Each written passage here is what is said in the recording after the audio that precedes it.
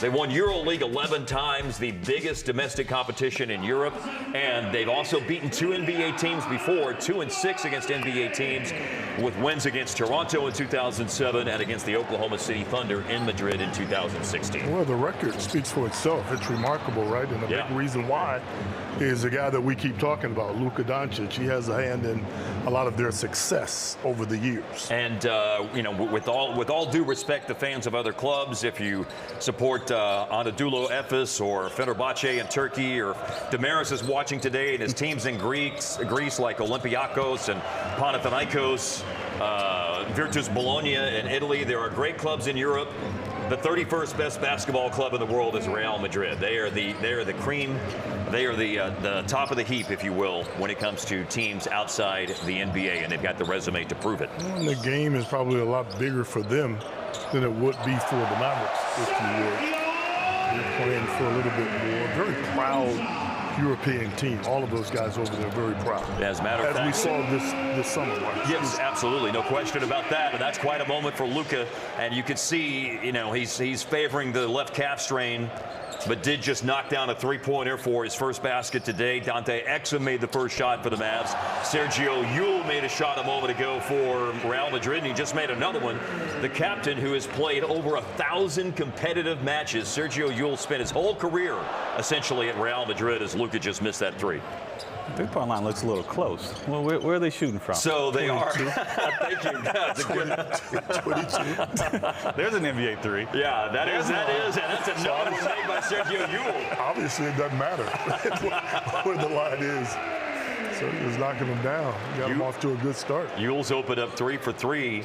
But to your point, Devin, so this game is going to be played with NBA rules today, like defensive 3 seconds and goaltending rules and things along those lines.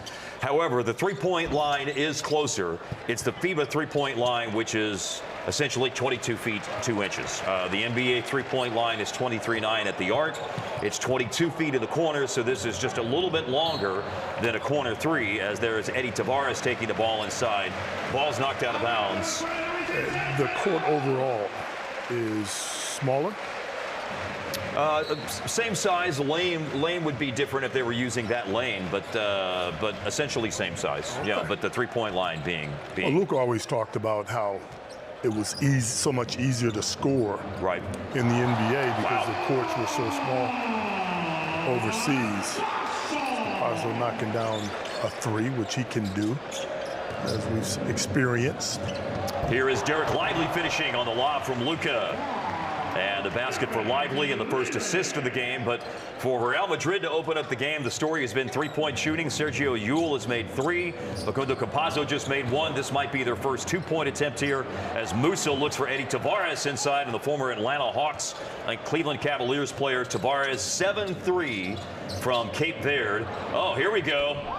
From long range, Luka. That was definitely an NBA. All right, check him out. Get him out of the game. He's 2 for 3 now, right? So sit him down and let him look out for that calf. 3 minutes gone by in this game. Real Madrid's going to get right back into competitive action coming up on Thursday. They've got a EuroLeague game against the recent 2-time champs of the EuroLeague, Anadolu Efes, so they've got to travel to Turkey for that game, as a matter of fact, as we see Lively commit the foul. Lively with the alley-oop at the other end of the floor. One more look, as we're going to see a lot of this year, guys. The connection between Luka Doncic and Derek Lively. Yeah, I've seen a lot in practice. They're working on, throwing different lobs, and Luka's really, he benefits from having a rolling center. And Lively, as athletic as he is, I think that's going to be something to watch for throughout the regular season. I really think it helps Lively to be playing with a guy like Luka from an offensive standpoint. All eyes are always on Kyrie and Luka, right? So if he rolls hard to the basket, Dwight Powell, he should spend every moment he can with a guy like Dwight Powell, who has made a living, if you would, in the pick and roll with Luka Doncic and now Kyrie Irving. Mavericks got back on defense, and Yabusele had the shot blocked. Third 3 for Luka is good.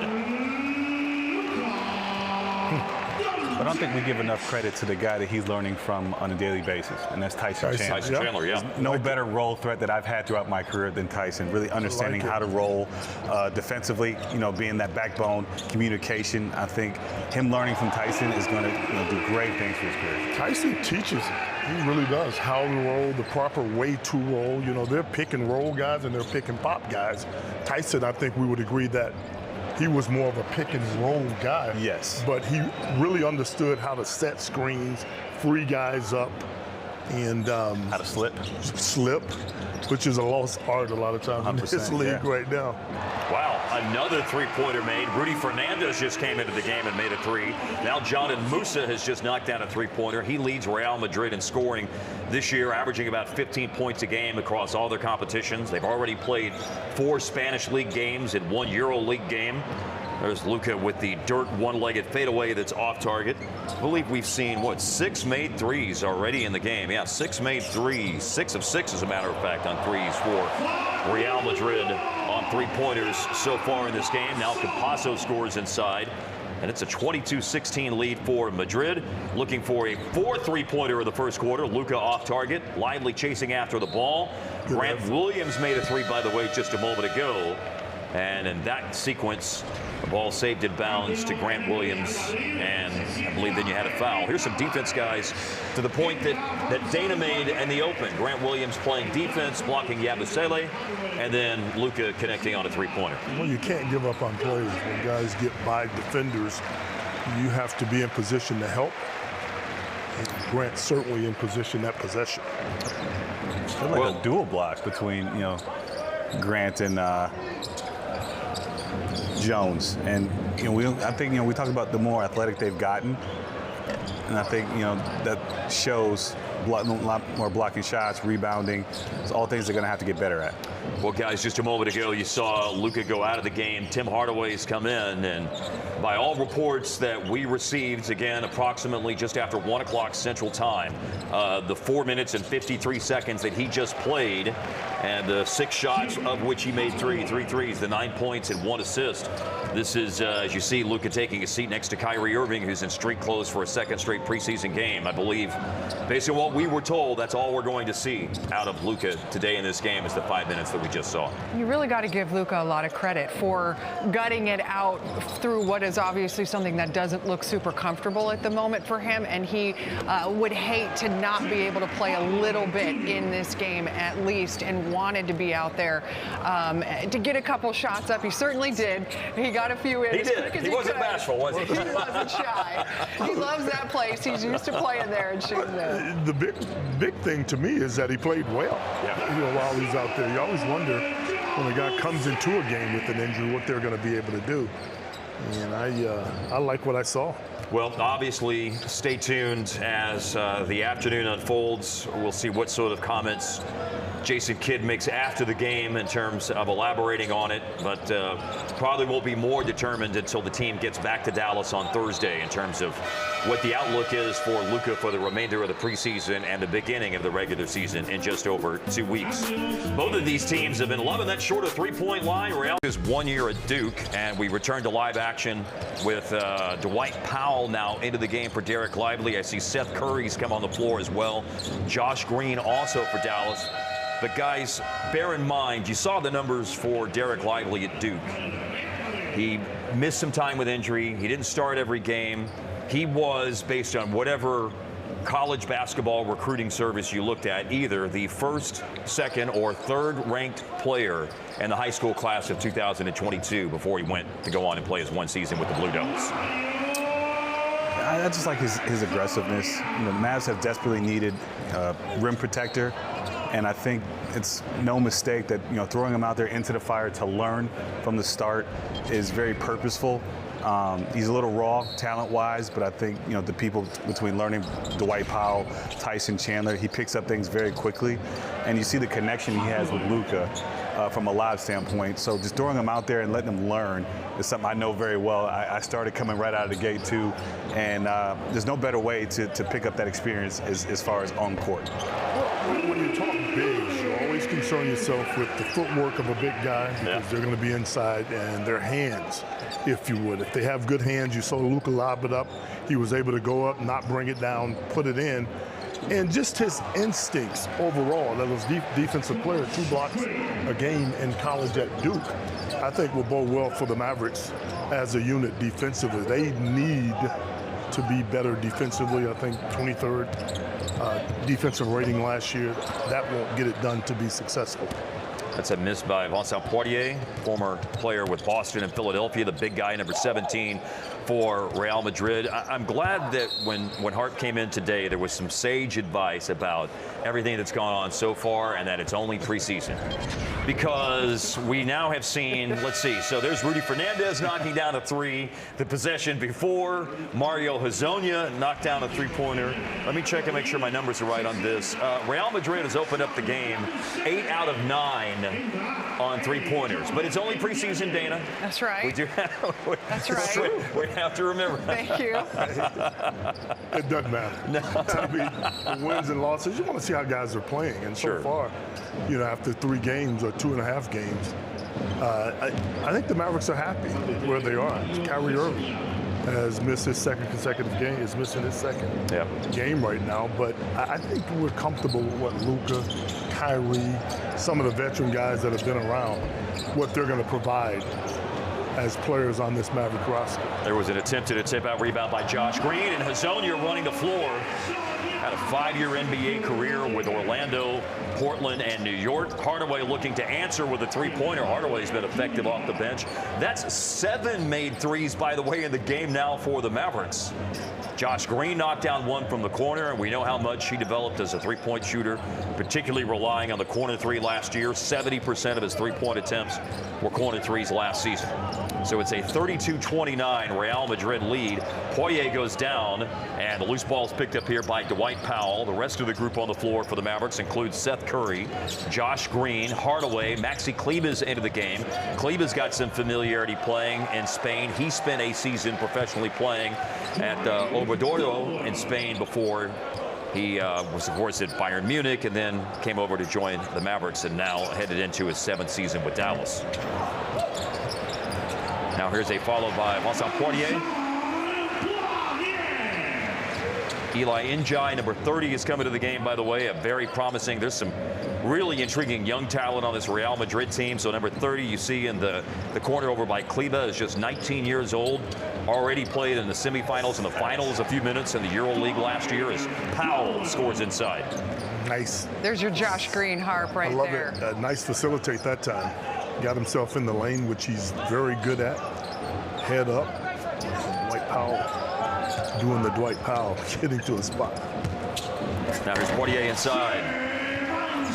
Sergio Rodriguez with the dump off. Poirier, a 7-footer. Played with Boston and Philadelphia. Had a short NBA career, 32 games between those two teams in the 2019-20 and 2021 seasons. This is Sergio Rodriguez. Eli Njai on the cut, stepped out of bounds, and now there is a dead ball and a timeout on the floor at the Wizink Center in Madrid. 1 minute, 37 seconds left in the first quarter. When we return on Bally Sports, we'll be joined live from the Wizink Center. I'm in Europe, so you especially know I'm happy, but the Mavericks evening obviously has been thrown into a bit of a spin with having to limit Luka Doncic to the 5 minutes. I mean, it has been a long, rough trip, to say the least. Okay, so let's delve into that a little bit more. We found out this news. Dwight Powell just had a follow, by the way.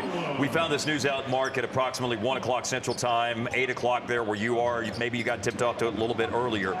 But what can you tell us about this apparent left calf strain suffered by Luka in practice yesterday? Yeah, so yesterday, the first substantive practice that the Mavericks were able to have on this trip, because with all the NBA events they're doing, I mean, the schedule was just packed beyond the 2 games. But I'm told he tweaked it early in practice. It wasn't even because the practice went long, and it wasn't even clear what exactly happened. But obviously, as we know, left issue has been something that's plagued Luka Doncic since really late February, early March.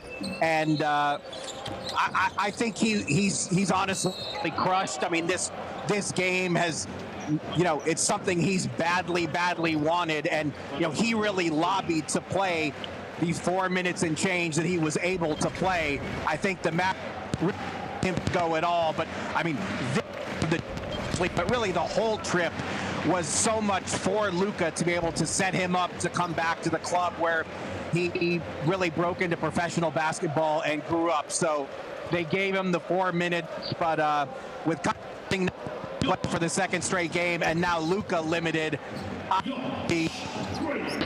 nowhere close to the dream script that the Mavericks were hoping for on this homecoming trip. Stein, D. Harper, listen, from what you have seen from Derek Lively, has he shown the maturity as a young player to step in and be a starter to start the Mavericks season? Yeah, Harp, honestly, I think they are giving him every chance to be the starter. I think he would have to play his way out.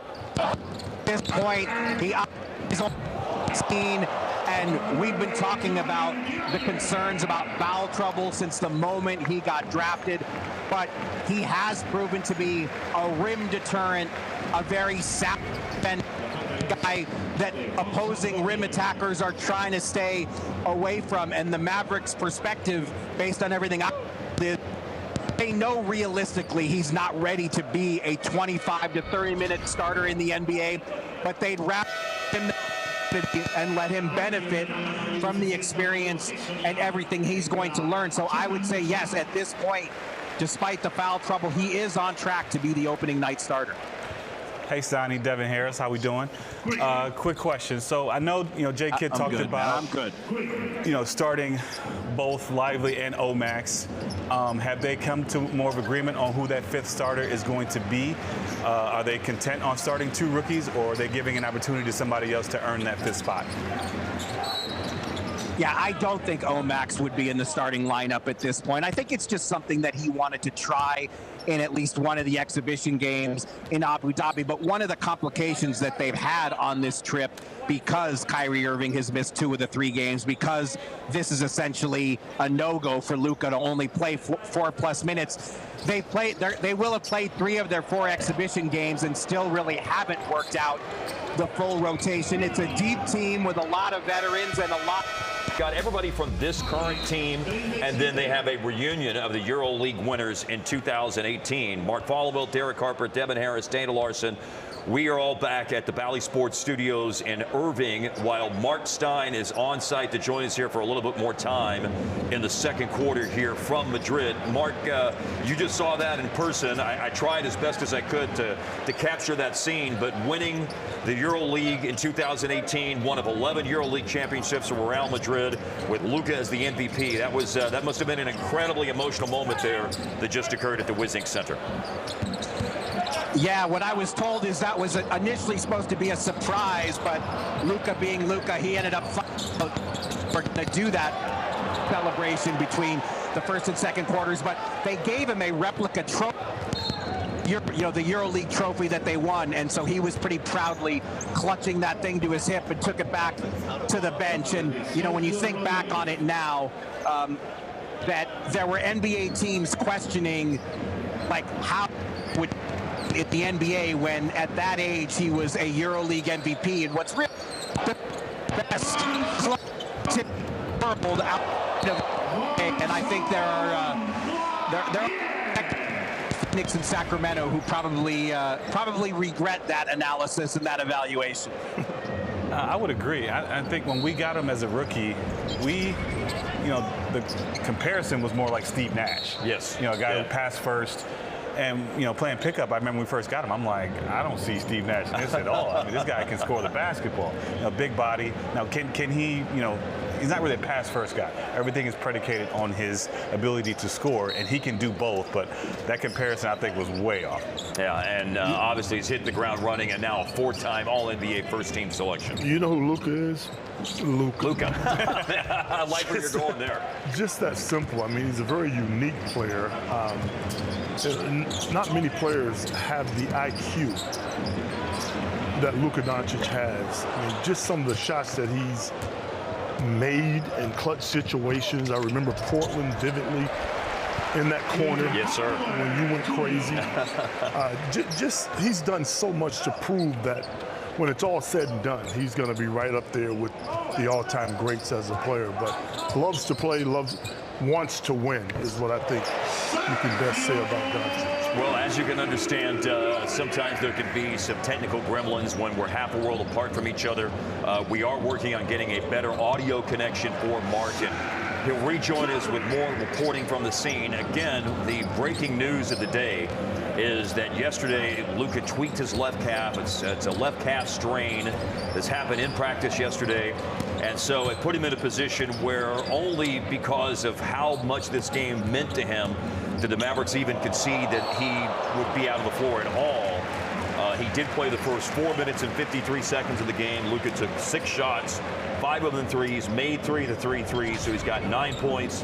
The Mavericks are led by Tim Hardaway off the bench with 12, but Luka played 4 minutes and 53 seconds, 9 points, 1 assist. It has been a very balanced attack, by the way, for Real Madrid today, having made 8 of their first 9 threes. They're now at 9 of 15 on 3-pointers in this game. I'm looking at the box score. There's 7 different players for Real Madrid who have made a 3-pointer in this game.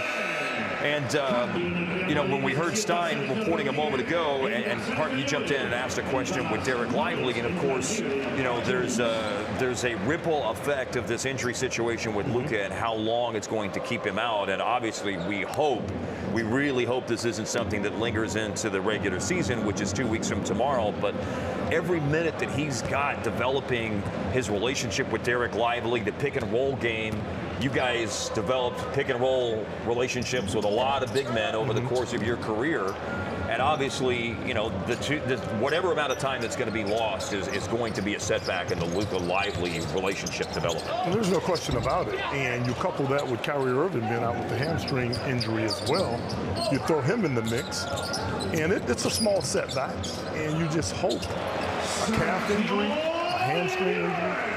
A lot of times you don't have control over those type injuries. It just takes time to make sure that you're close to 100% to be out on the floor. But yeah, it's not going to set Luka back when he's healthy. It's not going to set Kyrie back when he's healthy. Lively is the guy that's going to, you know, fall prey to it, if anybody. So, yeah, just in terms of not having time out there to establish that relationship. That's exactly right. I think also team chemistry, you know, building, you know, playing with those guys, understanding what they bring to the table, but how can you still be aggressive? How can you fit in with, you know, Luka and Kyrie and, you know, Lively on, you know, with that role game? What's the offense going to look like? And, you know, you use this preseason games and practice to build that chemistry. And with those guys being out as much as they are, it's going to affect how much that time takes to really, you know, start to hone in on that stuff. And what roles will guys have? Because you're looking at Seth Curry and Tim Hardaway Jr. on the floor, and those are 2 guys that we talked about earlier, kind of caught up in that logjam a little bit. It's nice to see them getting some run here today because of the fact that for various reasons, illness for Curry and a little bit of an injury, I believe, for Hardaway earlier in the trip, missed one of these preseason games, and they're trying to get out there and figure out how they're going to fit in and find a little early preseason rhythm. For sure. There is a timeout on the floor. Sergio Yul with the Salah Mejri, of course, played with Luka Doncic at both Real Madrid in his career from the 3-point line. 2 previous stints with Dallas. Both of them have gone very well as Lively dunks it home with the foul off the assist from Dante Exum. And guys, Seth Curry coming back and being part of the picture and the equation here is certainly something that I know we're all very excited about. out. I think it's a big addition. We know what he brings to the table in his three-point shooting, and the amount of tension that Luka and Kai is going to get mixed in with the lobs that they're going to throw Lively. He's going to get wide open shots, and I think he's top 5 in all-time percentage from a three-point percentage standpoint. Sixth all-time, third amongst active players. So we know what that's going to look like in his previous 2 stints. I mean, he comes back more than I do. Oh, Devin, did you say welcome to the club when you came back? Absolutely. That's the third time's a charm. That's right. Yes. Lon Wiley, Devin Harris. Handshake, but 3 pretty solid players from the Mavericks history. But the thing for Seth Curry is when he's healthy, he's reliable. And when you have reliable guys on your team, you can go to them all the time. There's a guy right there getting fouled and going to go to the free throw line. Jaden Hardy. Is he the odd guy out? I just can't see that being the case. And I'm not responsible for minutes, thank God. But there are a lot of... We don't need that responsibility or pressure. I really don't want it, Mark. But there are only so many minutes. And, I mean, Exum is out there right now. Dante is out there, who, again, I think will be more of a guy when needed on the floor, getting minutes. But I really wonder and worry for a guy like Hardy as far as minutes are concerned. He had a breakout year last year along with Josh Green. He certainly did down the stretch. Last 16 games of the year, Hardy averaged 13 points and 21 minutes per game. We've talked a lot about tonight, and I want to make this point since he's on the floor right now. Just touched the ball, by the way, number 4 for Real Madrid. So we talked a lot about the history of the club. But, of course, Luka came there as a young player and grew up there and then came to the NBA. The same thing may be happening with number 4 from Senegal, the 7-footer, Ismaila Diagne. He is the second youngest player. He made his debut in a Spanish League game for Real Madrid last May at the age of 16 years, 4.5 months. Luke is the only younger player in the history of the club.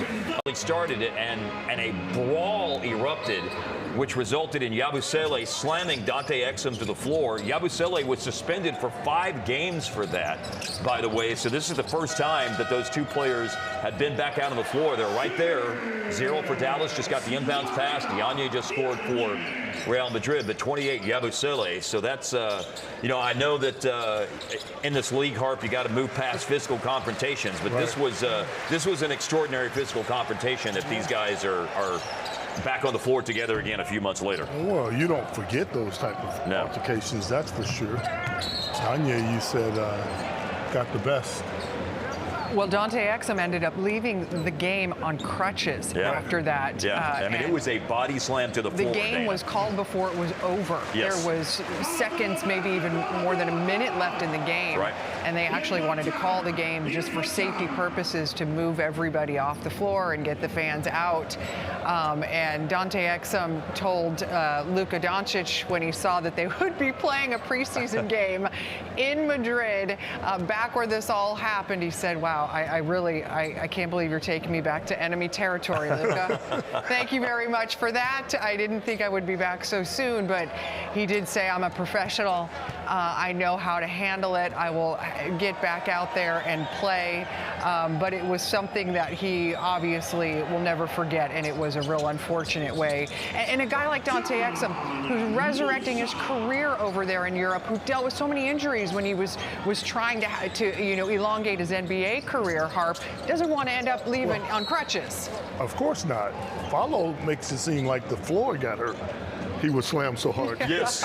Was the floor okay? The floor got hurt on that one, man. No, it was a WWE body slam that occurred with Yabusele and Exum. Now, of course, after the fact, and this is what you do in the world now. Both Gershon Yabusele and Sergio Llull for Real Madrid both got on Instagram and issued lengthy apologies for their role in the brawl that broke out. But the hammer came down on Yabusele in particular with the 5-game suspension after that happened.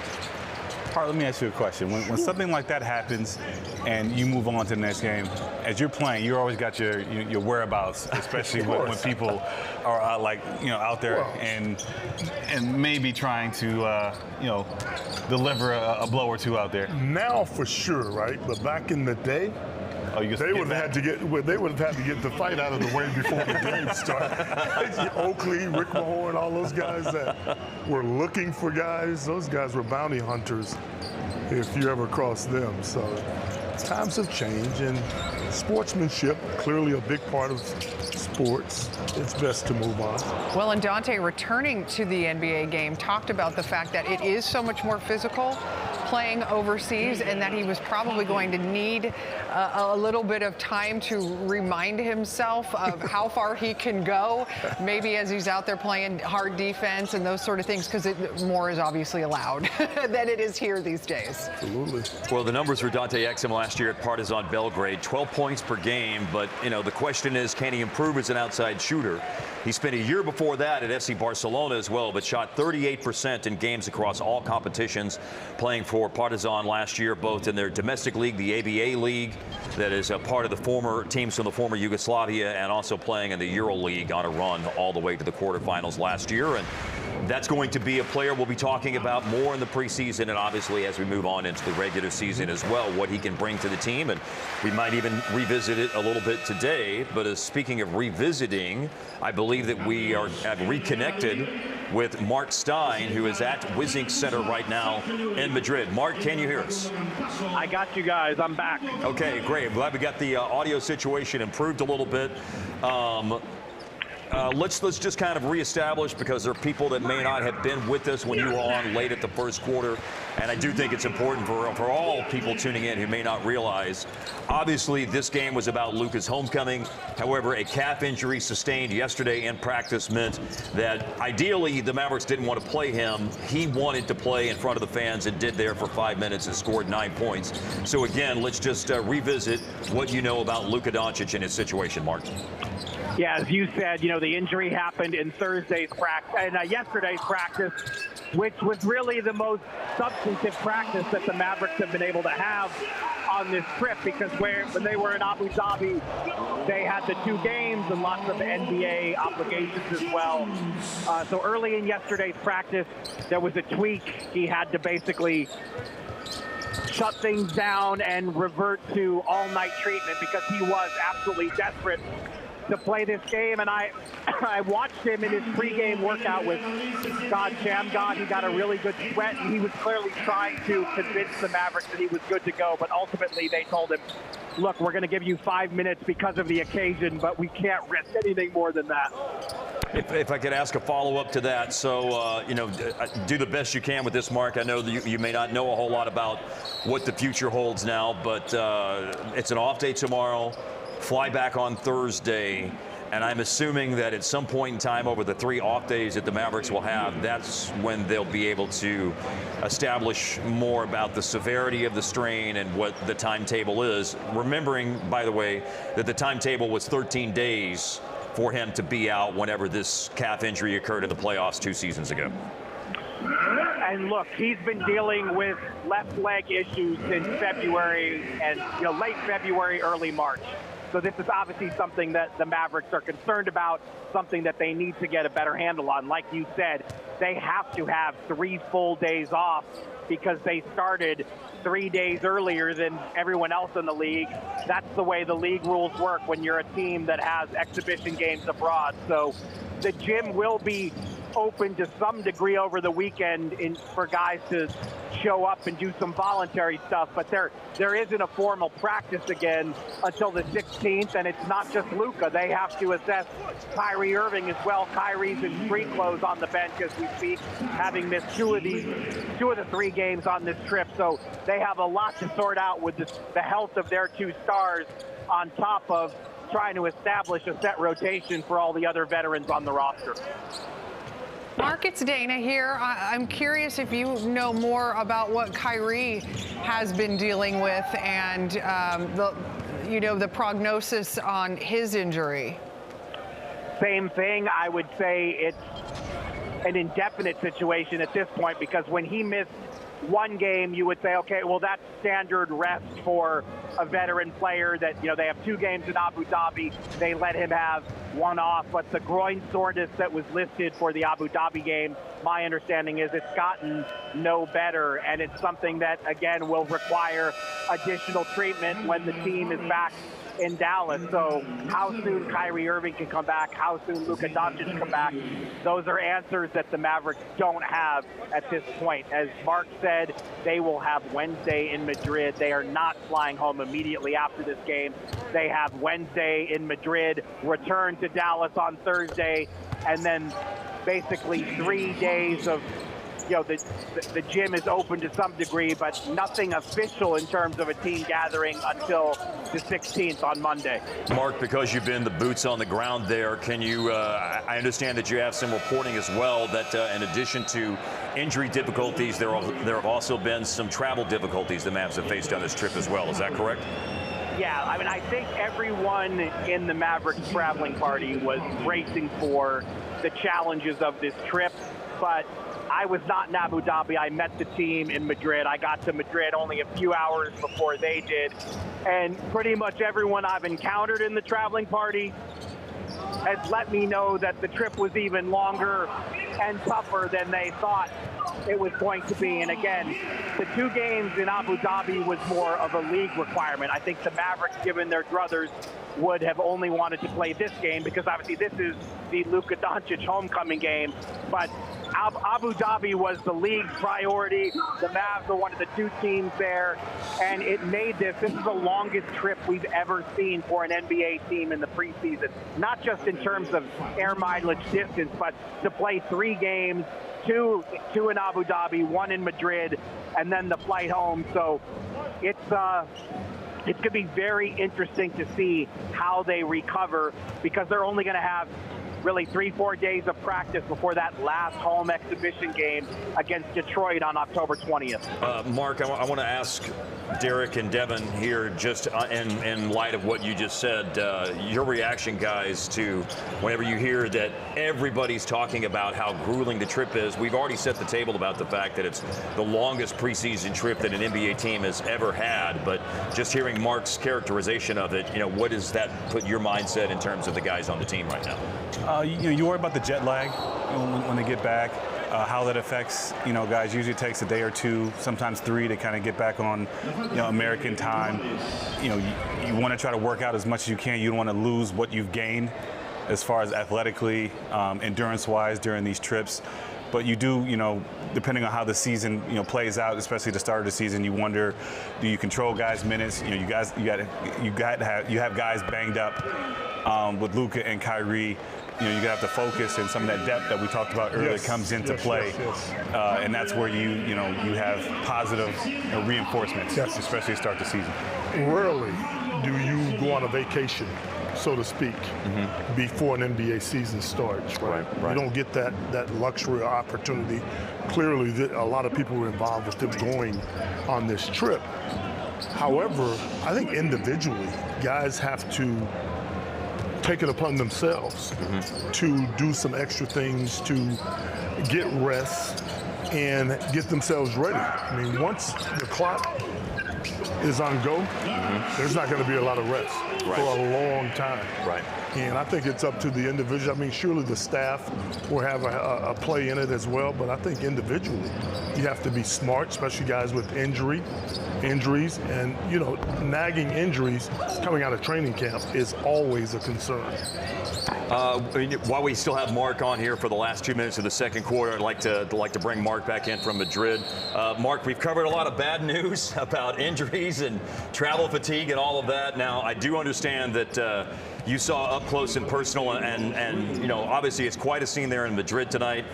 We've seen on the world feed that Toni Kroos from Real Madrid, from the football team, and Thibaut Courtois are 2 people that I've seen on shots that are there at the game. And from what you've told us off the air, I believe that Luka, since Madrid is his town, he's taken his role as tour guide and host very seriously there. Is that correct? Yeah, no question. He organized players-only dinners, I'm told, both in Abu Dhabi and here in Madrid. So I think he's really trying to assume a bigger leadership role than he's had in the past. And the appreciation for him here, even though he only played the 5 minutes, I mean, the crowd was roaring before the game broke into a really a sing-song Luka chant that we don't quite hear that melody at home. So it's kind of interesting to see that. And since both you and I are huge soccer fans, yes, seeing Toni Kroos and Thibaut Courtois here, 2 Real Madrid stars, those guys are both absolute NBA nuts. They love the game. I've had the chance actually to do stories with both of them on how much they love the NBA, and there was no way they were going to miss the chance to be at this one. He's the hostess with the mostest. We knew Luka would do that, right? And Steiny, I think too, you're leading to it, and you're telling us about just how beloved he is there. Seeing it in person, though, were you even blown away by the Luka love fest and sort of the favorite son that he really is after growing up there essentially and leading them to those championships? Honestly, Dana, I think the standout takeaway is how happy he's been. The look on his face anytime he's been in public is just absolute glee, even in spite of this calf strain that's limited his participation tonight. He did a press conference this morning, and he was even smiling there. And I don't think press conferences are his favorite pastime, as we all know in Dallas. But he has been quite giddy just to be here. And even in his speech to the fans pregame was short. But look, I think deep down he's absolutely crushed that he can't play more, and basically has been lobbying. He was lobbying all night last night, I'm told, to play more, and did all-night treatment again, did the whole pregame workout routine to try to convince them that he could handle more minutes, but they ultimately convinced him, Luka, this is a long season. You've been dealing with this left leg stuff for a while now. 5 minutes is, again, probably 5 minutes more than I think team officials would have loved, but given the circumstances, they felt like he had to make some sort of participation in this game. Mark, just a little bit more on the flavor there at the Wizzing Center. I know that for Real Madrid, and obviously for teams all around the world right now playing football, there's a FIFA international window, so there's a lot of call-ups to national teams right now. We mentioned we've seen Toni Kroos and Thibaut Courtois there. Anybody else? Obviously, a lot of Real Madrid guys are playing for their national teams over the course of the next week to 10 days, but has there been anybody else of note there? Not that I've seen yet, but it's interesting. Courtois is dealing with an injury, so it was easier for him to make sure that he was here. Toni Kroos, again, is such a basketball fanatic that, I would imagine his services were probably requested elsewhere, but there was no way he was going to miss this game. Mark, for you, what I think we had some audio problems. So can you tell us? We're 21 seconds before the end of the half, so you may not have much time here. But just what the scene was like between the first and second quarter when they had the reunion with the EuroLeague champs of Luka from the 2018 team. Yeah, the whole team was on the floor with him. And again, I hope some shots surface of how tightly he was clutching that EuroLeague trophy to his hip. He looked pretty proud. Well, Mark, thanks for joining us. We're going to let you go because, as you could tell, the final seconds of the first half are upon us. Thanks for your reporting and all of your information there for the Wizzing Center. See you guys soon at home. We will see Mark Stein soon at home, a valuable member of our Bally Sports broadcast crew here. And we're winding this first half down in a first half where, after a great start by Real Madrid, the Mavericks, by the way, have played well. Seth Curry just knocked down a shot, and we reach what the final score is, after all. I'm anxious to see that second half, though, just to see how the new guys perform. We'll see what we've got here. So Dante Exum, Derek Lively, Seth Curry, Grant Williams, Derek Jones Jr. So of that group, Curry did not start. But he's in for Luka. Other than that, it's 4 people who started the game today. Jones, Williams, Lively, and Exum all started the game. So Seth Curry for Luka is the only change here at the beginning of the third quarter in terms of today's starting lineup. Curious to see how long some of the rotation guys will be on the floor.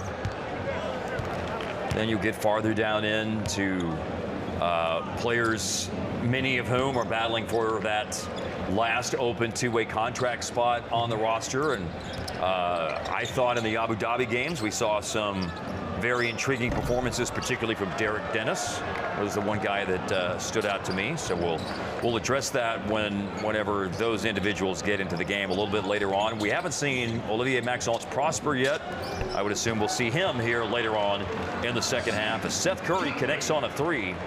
And the faucet did turn off, guys, for Real Madrid, to Devin's point a minute ago about the three-point shooting. But the Mavericks have sustained a pretty good clip of three-point shooting throughout. They came out with a lot of threes made by Luka early in the game, and they've continued to knock down threes. This is the guy that got it started, though, for Real Madrid. Sergio Llull hit 3 straight threes to open the game. Continues to knock down threes, but you know, for a shooter that's what 40% throughout his career, Seth Curry, you have to run plays for him. Yep. You got to put him in situations where he can run the floppy, screen downs, get open and get good looks, and he will knock them down. Here's another open look.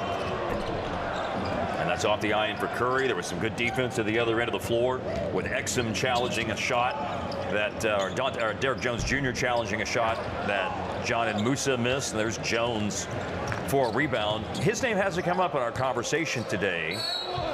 And as he just takes it to the basket on cue, slices through the defense and draws the and one as well. Harp, when you saw the news during the offseason about the Mavericks adding Derek Jones Jr. pretty late into the offseason, that was Exum, by the way, who had that block earlier. I was right on my first thought on it, Exum against Musa. But what'd you think about Jones, Harp? You know, I instantly thought about how this team is trying to get more athletic as a team. He's one of the more athletic guys in the NBA, obviously. And you think back on him, played in Miami, played in Portland, I think, a little bit. Everywhere he's been, he's had the same kind of role. And I think by knowing what his role is, he's able to go out and play in any system and be productive as far as his ability is concerned. So I like him. I like what the Mavericks did during the offseason. Well, and you look, by the way, at his career, I mean, a lot of it's going to be, he's got the corner three. I mean, he's not a great corner three-point shooter. It's improved. Makes him about 37% around that, which is at or slightly below the league average. But Devin, the thing that he does is, it's a lot of things around the basket. 74% of his field goals made last year with Chicago were either dunks or layups. Yeah, his athleticism is what he's known for. I think he's improved his three-point shot, especially in the corner. He does a lot of little things that don't show up on the score card as well. You know, blocking shots is I think something he's going to add to that as well. When you're running the floor, you know, we'll see, you know, him get out and Luka throw some lobs in that aspect. And I think they're just trying to get a little bit faster, a little bit more athletic, like Harp talked about. And I think he's going to be a big part of that. Grab some rebounds too. In fact, they were talking at Media Day. A lot of guys asking, hey, who's the most athletic guy on this team now? And of course, Josh Green's name comes up. And Josh himself said, you know what? I don't know, it might be Derek Jones Jr. I think he went up and grabbed a rebound above the basket in practice earlier. Here we go. Yeah. That was almost right on cue. Thank you. You're talking about. DJJ, I'd like a little more of that, please. There is Lively with the strength of Hazonia. There you go. Now you got it. We know he can dunk. He did win the dunk contest one year during All-Star Weekend. Trade Seth Curry, Derek Jones Jr., and then Dante Exum back in the NBA, former number 5 overall draft pick by the Utah Jazz, back in the NBA after 2 years playing at FC Barcelona and then Partizan Belgrade in Serbia. Got a foul called here as Eddie Tavares was inside, and Tavares appears to be headed to the free throw line for Real Madrid, coming out of a timeout as the Mavericks have opened up their biggest lead of the game. Guys, when you think about that, and there's one of them right now, that list of additions in the offseason, and again, it is all sort of along the lines of defense and athleticism, although Seth Curry obviously stands out for shooting, but everything else that you look at from an addition standpoint in the offseason is geared towards those two things, defense and athleticism. And what, 23rd last year defensive rating, so you had to improve from that standpoint. One of the worst rebounding teams. The worst, and almost 6 a game they were getting outboarded by. And the other thing is pace of play. I just don't think you can as good as the Mavericks are in the half court, the slow down game, you can afford to put so much pressure on yourselves as far as playing at that pace and not creating easy opportunities out in the open court. You know, Devin, I think to Harp's point, an interesting talking point about that is that, you know, Luka, to me, his best weapon is not pace, but it's change of pace. Yes. So when you start running a lot, how much of Luka's strengths do you potentially negate by running? But I think the solution to all of that, and if you guys recall, there was a game against the Rockets last year where we saw a lot of this, there's Dante Exum getting it done inside. Got to see a replay on it. Cutting to the basket and the foul there by Eddie Tavares. Nice pass by the youngster, too, out of the double team. Lively's got some nice court vision. But, you know, so to Harp's point about playing with pace, Devin, I think we saw this in some games last year, particularly one against the Rockets stands out. Luka throwing the ball over the top. Yeah. You know, and I think that's really the way you incorporate Luka and playing at a higher tempo. I agree, and you know, we talk about other guys being involved. You know, how does it affect Luka if you kind of take the ball out of his hands in a sense? Now, in an offensive standpoint, you're going against 5 guys, not necessarily a ball control offense where Luka's got it 90% of the time. So that spread things out for him. So when he does, you know, go to work, the floor is more spread. There's more respect for other guys on the floor. So, you know, you take less pressure off of him. He's not seeing 3 and 4 guys loaded up, you know, waiting for him to see, you know, what he's going to do. So faster pace allows everybody to be more involved offensively, which essentially makes Luka more dangerous. So we got a foul here, and John and Musa going to the free throw line. We just saw Exum go to the line. So when you're watching a game in Europe and you hear those whistles, that's booing. So obviously what went down with Real Madrid and Partizan and Dante Exum, and the world feed had a shot of Yabusele, who's coming into the game. So tough crowd over there, Dana. Tough crowd. I'm ready for anything now. Should we incorporate whistles instead of booing over here in the States? If I could whistle louder, I think I would be on board with that. Yeah. We'd have to train. And revisiting, Mark, what we were just talking about, it all works together. Yeah. When you start talking about running more. In order to run, you have to defend first. Yes. You got to get stops. Amen. After getting stops, you got to be able to rebound. So true, man. Where Dallas struggled last year. So it's a combination of a lot of different things in why we see such a different roster. But it all starts on the defensive end and your ability to get the ball off the glass. Then Luka will get his opportunities. We know Kai wants to get up and down the court. You have a guy like Josh Green. We just talked about Derek Jones Jr. and all the things that he can do athletically. I think this team will be able to be a little bit better as far as pace is concerned. Grant Williams just missed a 3. Sergio Llull hits again. Llull has now made 5 threes today and overall has 17 points to lead all Real Madrid players in scoring. Tim Hardaway Jr. has 18. Seth Curry has 13. Luka had 9 in his short appearance today, the top scorers in this game for the Mavs. Again, Sergio Llull is a legend with Real Madrid. The interesting thing about it is he was drafted in 2009. That night, Denver drafted him. The Rockets traded for his draft rights and paid over $2 million for it, and he never came over. They held on to his draft rights, and they finally traded his rights to the Knicks in a deal 3 years ago. But, you know, where so many guys have looked for that opportunity, Sergio Llull, number 23, there he is right there, the captain for Real Madrid, and he's been with them since 2007 and been content to stay there.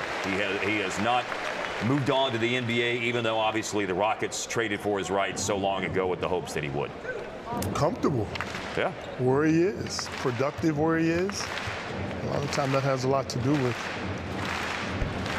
European players making that step to come to the league. Llull has done so much winning with Real Madrid, a league title 7 times, the Copa del Rey 6 times, the Euro League 3 times as well. They won the treble in 2015, meaning they won the league title, the cup competition, and the Euro League all in 2015. He's played for Spain at 2 Olympics, a World Cup, 4 Euro baskets, much like Luka did in 2018. He had the double MVP of the league MVP and the EuroLeague MVP in 2017. He's had number 23, just got a seal right there, by the way, for Real Madrid.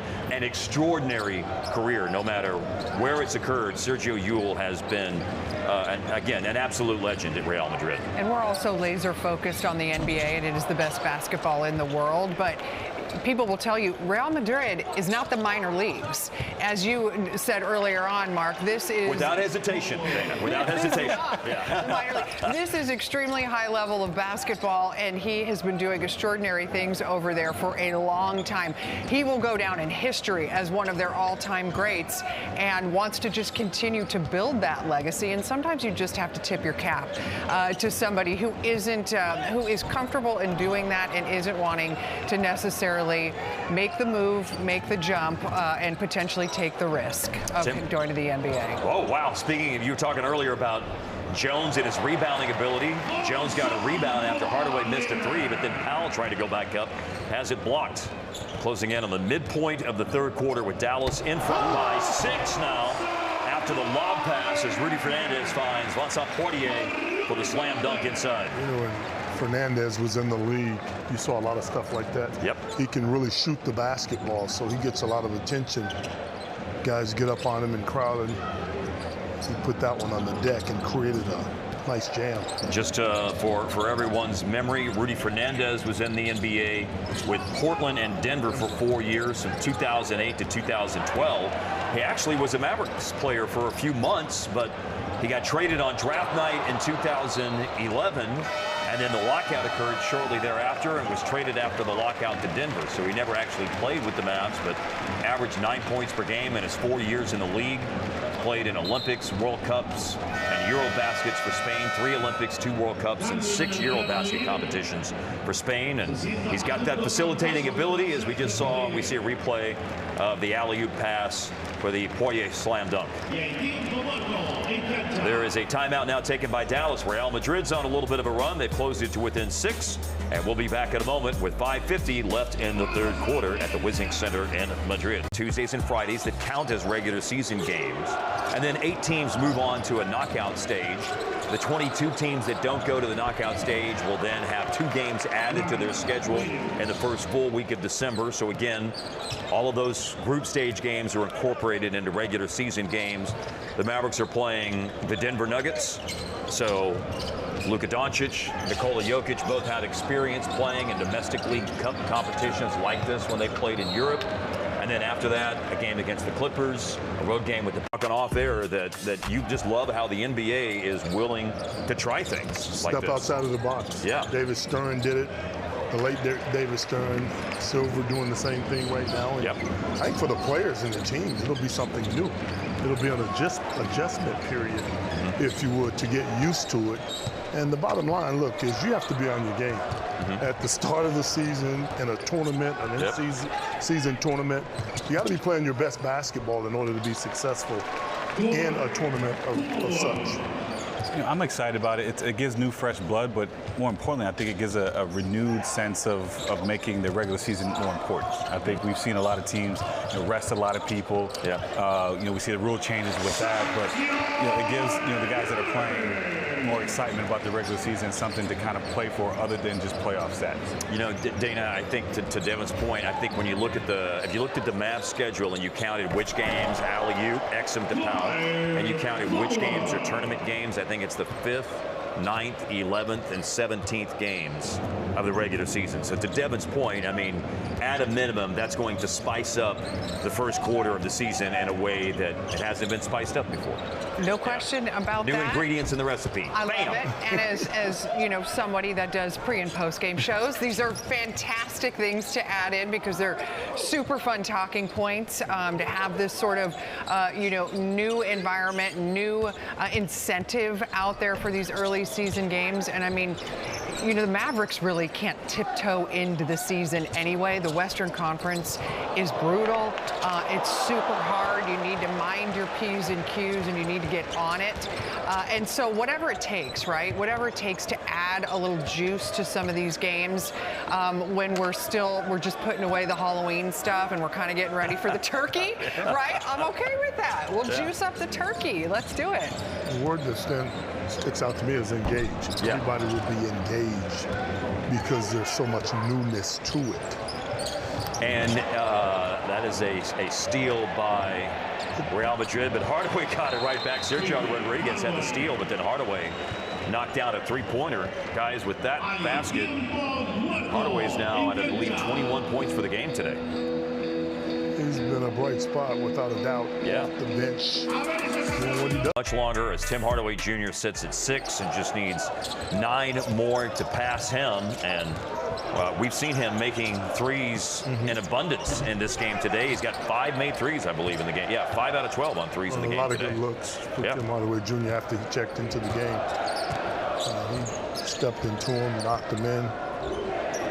I used to think 100 threes a year was a big deal. Yeah. Not anymore. And now Tim's had 3 years of 200-plus made Crazy. threes, Hart. It just points to how the game has changed. And I don't think it's going to change back anytime soon, to be perfectly honest. Look down in San Antonio what they have with the #1 pick this offseason. Yes, Victor Wembanyama, and the Mavericks will open up the season against him 2 weeks from tomorrow.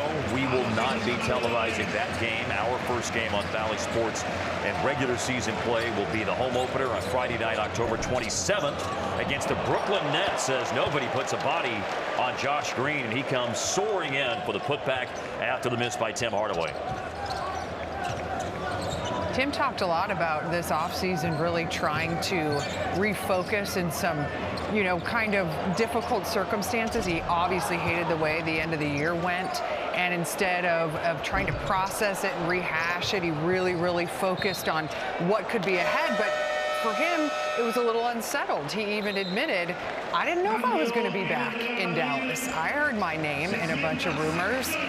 You know, he would be the first to kind of admit that it's not always easy when you don't totally know where your future is. But for him, as he always does, he gets, you know, time in with Pops, and he says he gets it right. And Tim Hardaway Jr. is hoping he's going to be right. I think it's going to be a big, you know, I think part of the issue last year is he a starter, is he a bench player? And I think they really kind of talked to him about, you know, really going for that 6th minute of the year, really coming in focused on that bench, you know, mentality. And I think, you know, once he gets focused on his role, knowing what that is, I think he can be really good at that and somebody they can really count on coming off the bench. 45 games as a starter last year for Hardaway, 26 games off the bench. Here he is trying to lob it to Powell, but the play's broken up. Yabusele tipped it away. We're in the last minute of the 3rd quarter. Real Madrid all-time is 2-6 against NBA opponents.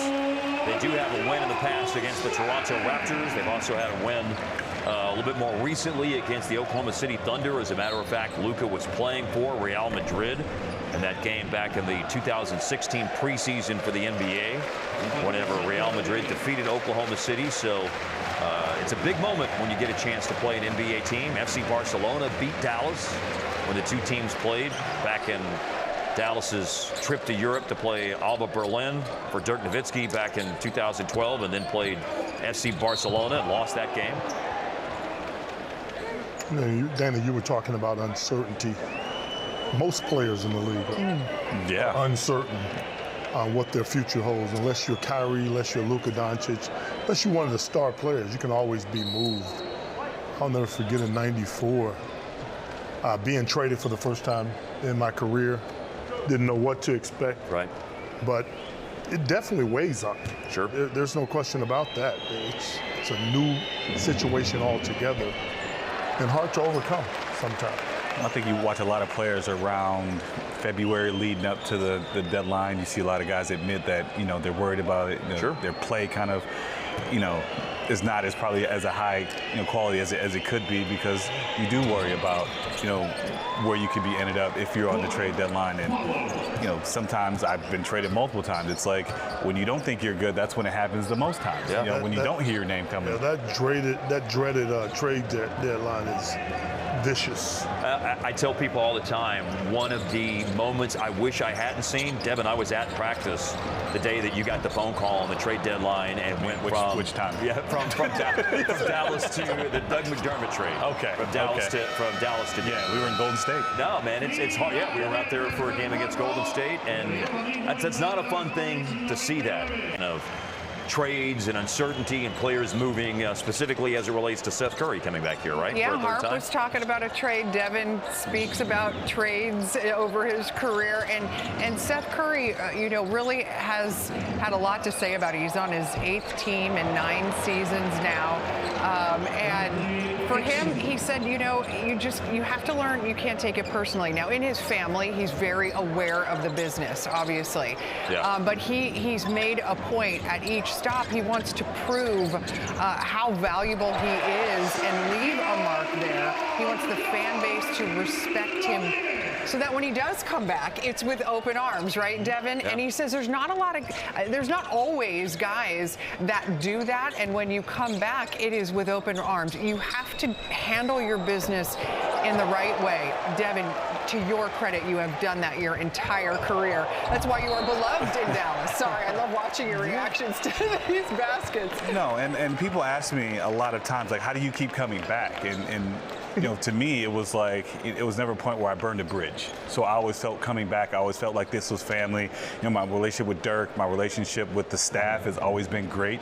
I spent a lot of summers here, so that decision was very, easy for me, even after being traded multiple times. I always felt comfortable coming back. I always was beloved by the fans. So, yeah, if they want to have me a 3rd and 4th time, sign me up. Harp Seth's in such good standing that he can come back at media day and say, hey, Cubes knows he made a mistake trading me away. Let me go in the first place. You know what I'll say? I came back, too, after I left New York, right? Yeah. But the thing of it is, when it comes to being traded, I don't think it's that big of a deal, because at least somebody still wants you when you go away, and then to come back is icing on the cake for you, because there's so much familiarity. Right. Easy for me to say, but you're accustomed to where you're going back to, and that certainly helps the situation when you come back to a place that has familiar turf, if you would. 10 points, 8 assists, the line today for Dante Exum. Here he is making a 3-pointer right here at the start of the 4th quarter. Glass. Double clutch glass. And then an answer by Sergio Rodriguez. Here so far in the 4th quarter for Real Madrid, 102-94, the Mavericks lead. So Jaden Hardy getting some run here to start the 4th quarter. For the first time in the game, we see Olivier Maxence prosper. And Dexter Dennis is in the game, and he's part of this play right here with Poirier. Also, Poirier is headed to the free throw line, it would appear, after Dexter Dennis is called for the foul. Hardy didn't play in the first half? I thought he did. Yeah, he did. Yeah, not much. 5 minutes. 4 or 5 minutes in the first half, and that's all we saw out of it. Going to see, barring something unexpected, I would assume we'll see him for a lot of the 4th quarter. Yeah, the rest of it, I would guess. No free throws for Vincent Poirier after the foul by Dexter Dennis, and they find Poirier on the alley-oop. Great catch. Great pass.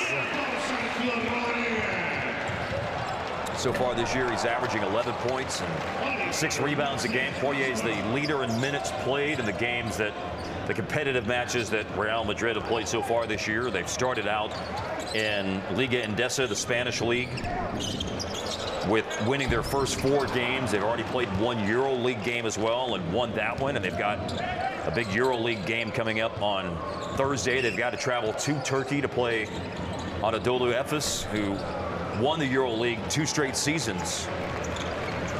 After Real Madrid won it last year, the prior 2 seasons, Anadolu Efes and Turkey had won it. On the floor right now, here's Alberto Abalde for Real Madrid as they dip down a little bit farther into their bench. Poirier hits another jumper on the baseline. He's up now with Sergio Llull at 19 points in the game. The more you watch European basketball, the better the bigs are around the perimeter. All those guys can catch and shoot it, stretch the floor, make things happen. Good call. Yeah, Boye inside with the block against Jaden Hardy on the drive, looking for the reverse layup. And Real Madrid making a run here early in the fourth quarter. Dallas started the fourth with a 9-point lead. It's trimmed to 6, and 3 more can be taken off of it. He had the fancy behind-the-back pass. I wonder how many times they've done that. Rudy Fernandez to Sergio Rodriguez. Rodriguez didn't knock down the three-pointer. But the crowd appreciates the entertaining basketball that they've seen and the moves and the runs that are being made here by Real Madrid to start the fourth quarter.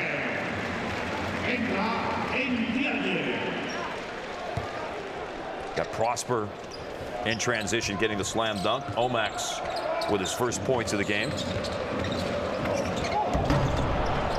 This is Dallas breaking up a lob here, although Real Madrid has it back. Late shot clock situation, and it's a heave and well offline on that three-point attempt for Rudy Fernandez. I'm sorry, that was Abalde who missed the, Alberto Abalde who missed the three-pointer. I believe actually that, no, Fernandez is still out there. Omax off target. You know, you look at the, whoa. Okay. Let him go, man. Trying to show off for Luka. Where's the cutaway of Luka? I guarantee he's over there laughing at Rudy launching on the blindfold line. That's Exum. Yeah, that is a nice finish. Got a chance for a three-point play here for Dante Exum. Again, just a little bit on the background for Exum, what happened with him, 5th pick in the 2014 draft, but gosh, he just had so many significant injuries in his time at Utah. I mean, a shoulder injury that kept him out most of the year. There you go. Right, by the way. You're right. There's the cutaway. There's the cutaway. Yeah, like, what are you doing, Rudy? You talk about X-Men, man. Yeah. Lottery pick, right? 5th pick, 2014. Almost missed a full year with an ACL and almost a full year with a shoulder injury. When you talked about the injuries, but I think the one thing that didn't allow him to make it back was his inability to shoot the basket. Yes. Because we were moving into an era where you had to be able to shoot threes. And when he got back and when he got healthy, I just don't think he showed enough as the offensive player to really be a factor. Shot 51% for the floor in conference play. His three-point percentage was 36%. And by the way, a young college junior. He turned 21 years old just a couple of weeks after the draft. So already 3 seasons of college basketball under his belt, and he'll play his whole rookie season in the NBA as a 21-year-old. And getting some run on the floor. He started the first preseason game, but here he is. He's been running the floor. He's got 1 basket, but he just missed on a three-point try. You know, you talked about running the floor and creating opportunities. He's just one of those all-around players that at some point in his career going to have a huge role in the league. I agree. It reminds me a lot of Dorian Finney-Smith. Yes. Coming in, long defender, typical 3-and-D type of guy, but continue to need to work on the 3 part to become more of a consistent shooter. But he's not afraid to let it go. He comes in with a lot of confidence, and I think J-Kid gave him a lot of leeway coming in to kind of try to earn that starting spot because of his defense and his versatility, but to continue to work on his offensive game. Well, he certainly stood out defensively. There's Omax, stood out defensively in his time collegiately.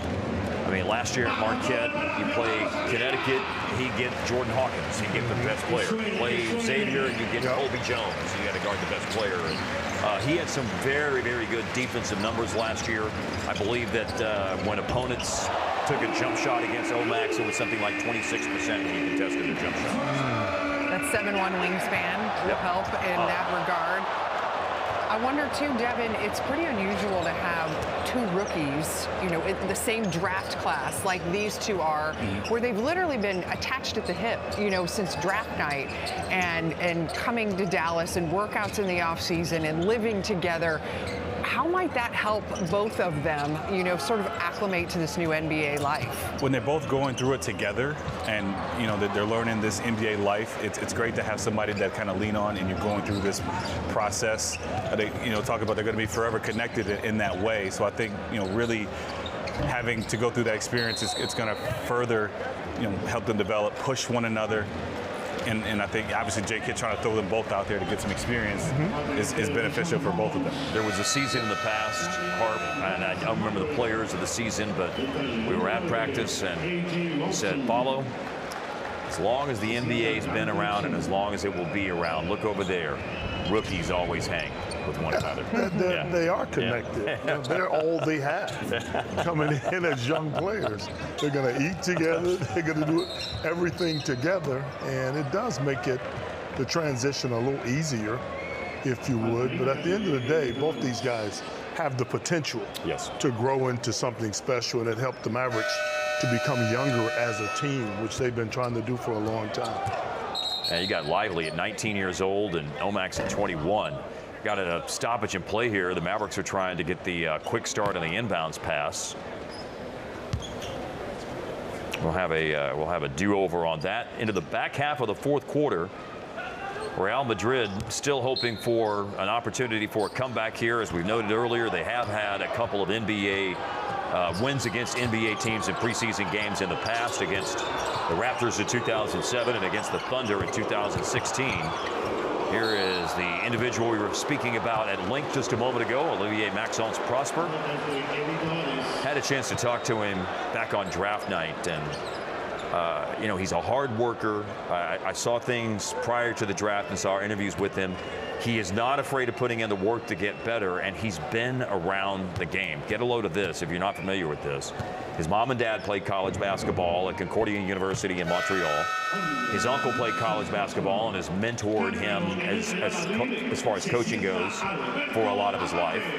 His sister plays college basketball at Notre Dame. I mean, he has been around the game at the family level for the duration of his life and has developed, in his own words, an intense love for the game because of that. Mavs did a great job drafting high character guys too. He is a culture character chemistry piece. No for sure. question about it. And you talked about Derek Lively. His mom, what an accomplished basketball player she was. Yep. So between the two, but they have great personalities. Lively is really, he's not shy. His personality is as big as he is at 7'1". The two of them together are going to enjoy this life-changing experience, and you can tell they're going to lean on one another.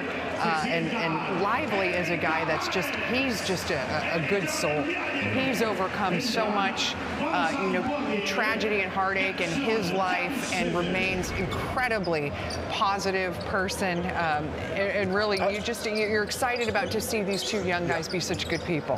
Yeah, I think playing at Duke as well has a lot to do with that. When you played in those kind of atmospheres, you're confident. You know how to go about your business. And Devin and I talked before we came on the air about Lively as a starter. One thing I know for sure, whatever his responsibility and his job is, he'll do it and have an impact some kind of way. Obviously, as we know, we saw it in game one, he's going to have to battle foul trouble. Here's Campasso breaking down the defense. He just hit a three a moment ago. Dexter Dennis on the floor.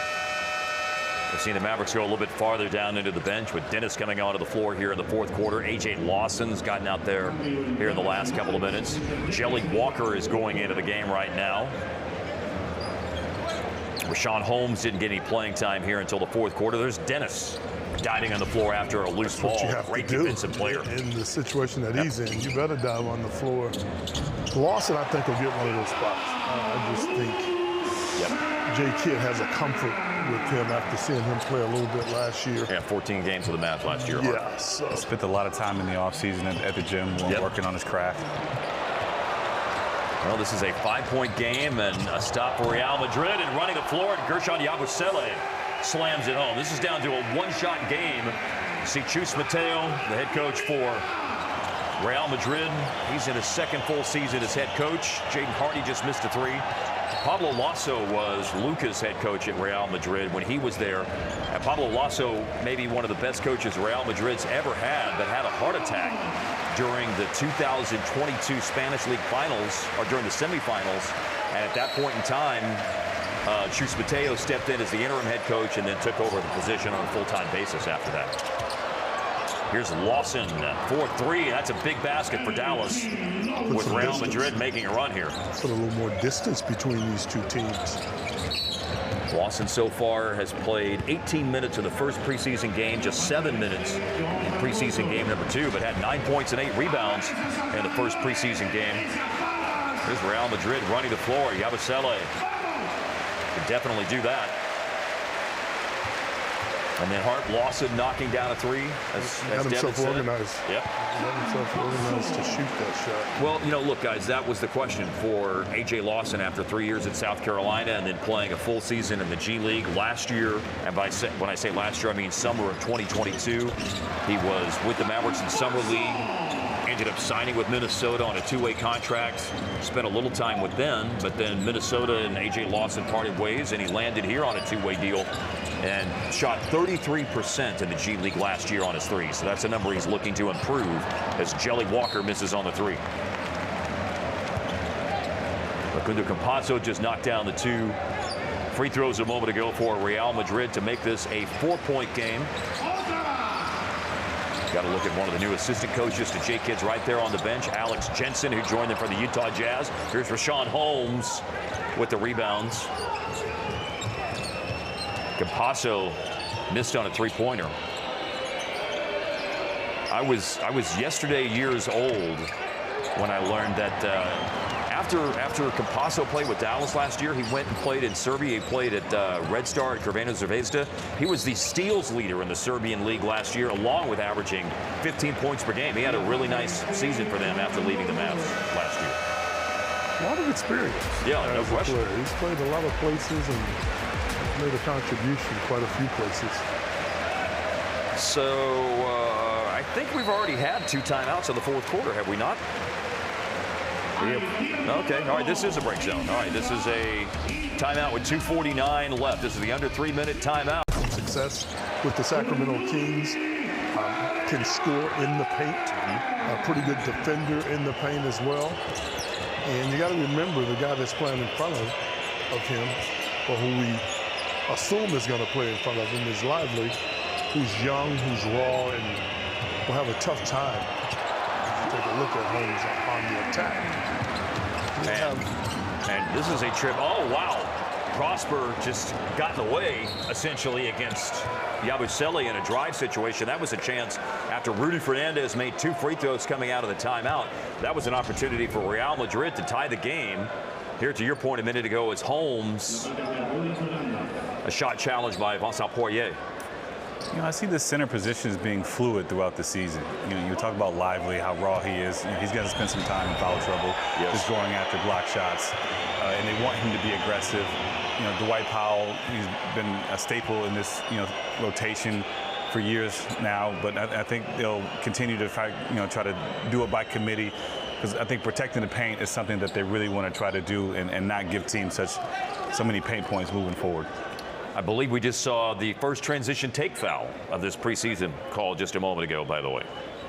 And with Holmes, Devin, it's probably not so much about necessarily the offense. They don't need that. It's the rebounding with a guy like that. Rebounding, protecting the paint, and just a pure physicalness of not allowing guys to get down there and feel comfortable.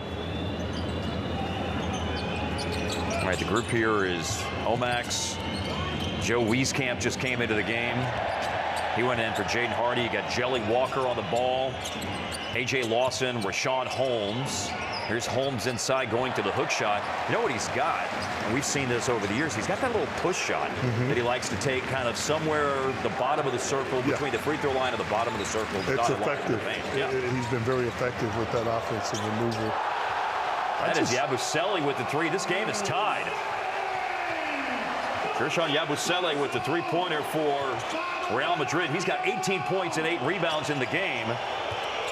Mavericks have led. I believe their biggest lead was 14, and that has gone away now. It is tied. Holmes just missed a shot, and with 100 seconds left in the game, Facundo Campazzo will walk the ball up the floor, and Campazzo and Real Madrid have a chance to go in front. And keep in mind, we talked as there it is. Campazzo with the left hand. We talked about this game meaning more to Madrid than it does to the Mavericks, and they're playing like it.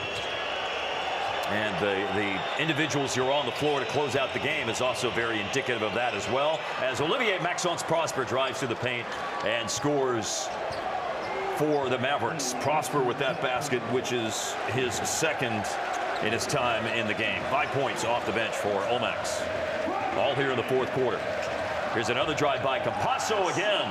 Experience. Such a creative finisher inside as well.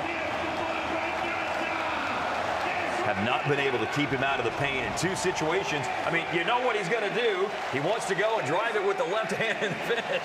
Easy for me to sit here back half a world away and say you can stop it, though. Yeah, he's pretty tough, very energetic. Strong finish Look by at Max, Max right here. Yeah.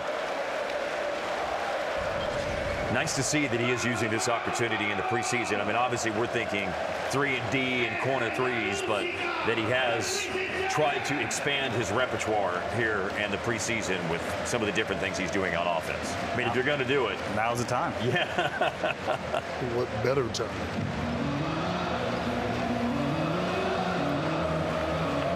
Seeing there's Thibaut Courtois, goalkeeper. Treat the Detroit game as more of a dress rehearsal. You know, they really don't have a set rotation, but with these injuries that they've been dealing with, you know, it might not, you know, be the case.